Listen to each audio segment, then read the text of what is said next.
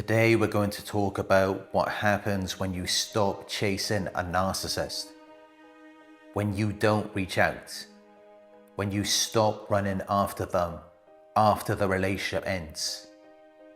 People who are toxic or narcissistic, they love it when you chase them. They thrive in it. They enjoy breaking up with you just so they can act like they're the prize, because it feeds their ego, because it makes them feel superior. Before the breakup, when they were still connected to you, they often felt the opposite, inferior, not good enough. They knew you weren't satisfied with them, and that made them feel inadequate, insufficient, like they weren't measuring up to some purpose. So what do? They create a problem. They point fingers. They make it about you. They make it about your supposed flaws. Or they tell themselves that leaving is the only option, whatever the excuse might be. And all of this, it's just bait. Bait for you to chase, to plead, to beg for another chance, so that you end up apologizing for things they did to you. It's confusing, complicated, self-contradictory, but that's exactly what they want. Because when you chase them, texting, calling, doing everything to get their attention, it confirms something for them. It says, I didn't do anything wrong. If you're running after them, the story in their mind is, the hurt I caused couldn't have been that bad. Otherwise, you wouldn't be chasing me. This is how narcissists clear their conscience. It's how they justify their actions, how they rid themselves of guilt, shame, or responsibility. And the truth is, the things they did to you have brought a lot of shame into their lives. So they love it when you chase them, because it convinces them that what they did wasn't that bad. Because why would you be chasing them if it was unforgivable? If what they did was cruel or manipulative, why are you calling? Why are you texting? And that's why you have to be careful.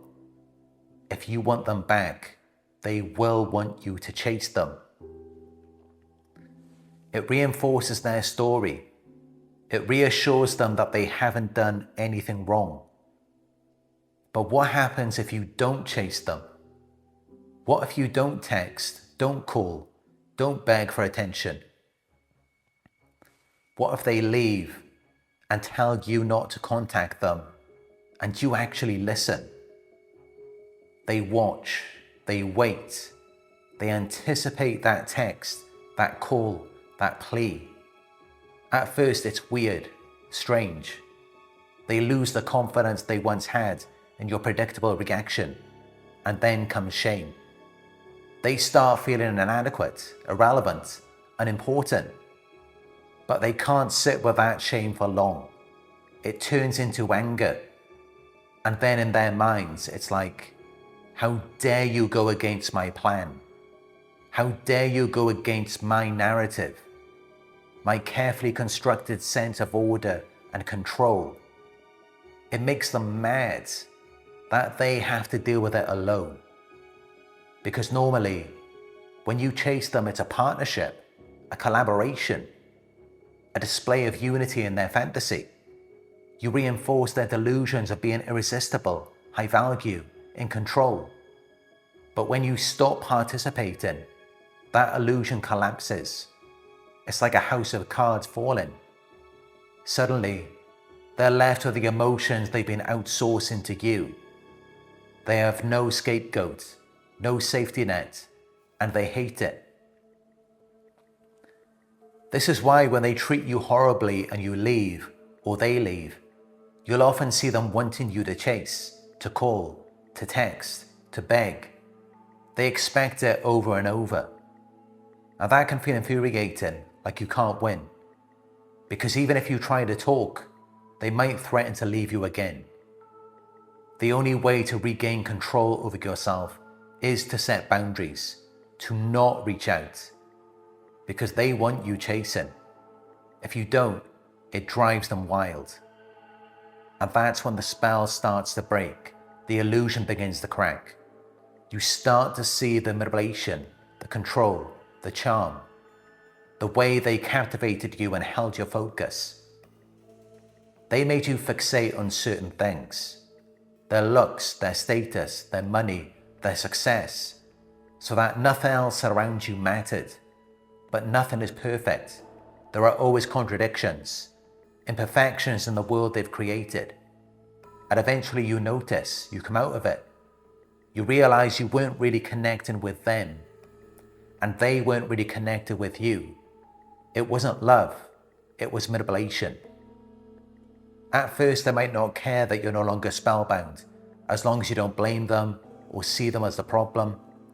But the moment you stop chasing, stop apologizing, stop fearing, stop trying to fix them, now you're a real problem, because they've lost their supply, their power, their attention.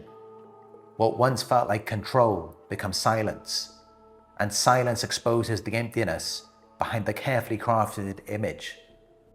This is when they panic. They scramble to regain control. They do not like emptiness. They do not like shame. You've recognized the relationship was damaging.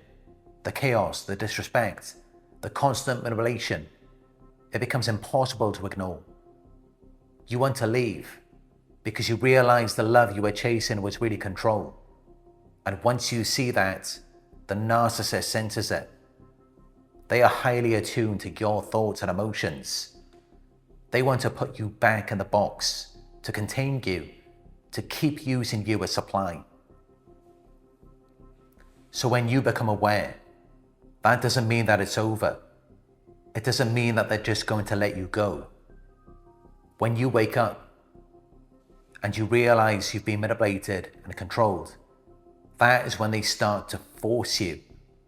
They use coercion, intimidation, fear, all to make you do what they want.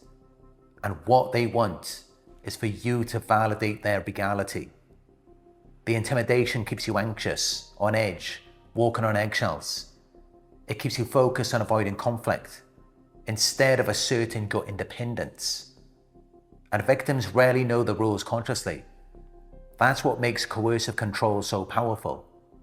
The rules are unspoken. They are learned through reward and punishment. And if you question them, you are met with anger, silent treatment, intimidation. But if you comply, you get temporary peace, affection, approval. So over time, your brain maps a pattern. Certain behaviors lead to punishment. Other behaviors lead to relief. You start scanning constantly. Their tone of voice, facial expressions, small shifts in mood. You adjust yourself automatically. It's survival psychology. The instability keeps you off balance because what was right yesterday is wrong today. So eventually, you start policing yourself. You anticipate the triggers. You modify your behavior without even thinking about it. It becomes invisible and automatic. What you may think in your mind is something like, I shouldn't say that. That might start a fight. I better keep the peace. Until control shifts from something outside of you to something in your mind. You learn the terrain that they have crafted for you. Maybe you step on a few traps and you feel the explosions.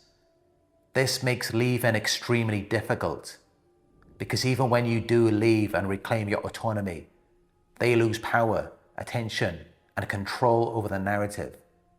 And they escalate. They use intimidation, guilt, smear campaigns, love bombing. And if that fails, they look for new targets. But they will still try to influence you. It's not always about romance. It's about control. They want to influence you to keep you orbiting them. But when you thrive and reclaim your life, it destabilizes them. Your independence exposes the truth. It exposes the criticism, their control, their intimidation. They begin to realize that they never had any power, and instead they were dependent on you. So they use guilt trips, smear campaigns, provocations, and it's all designed to keep you emotionally engaged because your attention is their fuel. But if you leave and do well, the story becomes, they escaped something unhealthy. So they smear you to flip the story into how you are the problem. This protects their image and shields them from scrutiny. The healthiest outcome is when your life stops revolving around them. When you're no longer defending, reacting, or explaining, and instead you're moving forward, like a train that's already left the station, while they're left on the platform shouting. And if you're at that stage now and you're feeling the urge to reach out, remember, your silence is your strength, your independence is your power, and your peace is non-negotiable. For guidance, support, or coaching, visit narcsurvivor.co.uk. To support my work, donations are welcome at paypal.me/narcsurvivor. If this video helped you, please like, comment, share, and subscribe. Your growth is important, and sharing this knowledge helps break the cycle for everyone.